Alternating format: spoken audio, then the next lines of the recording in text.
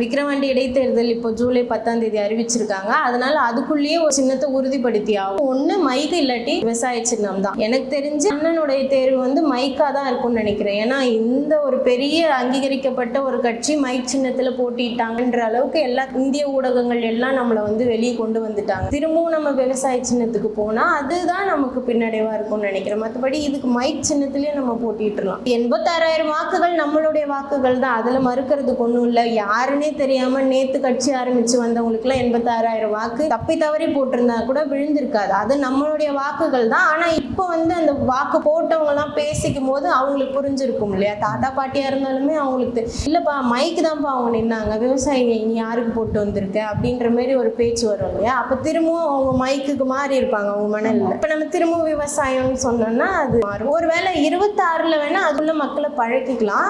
இந்த தேர்தலுக்கு மைக்லேயே போட்டிட்டா நல்லா நினைக்கிறேன்.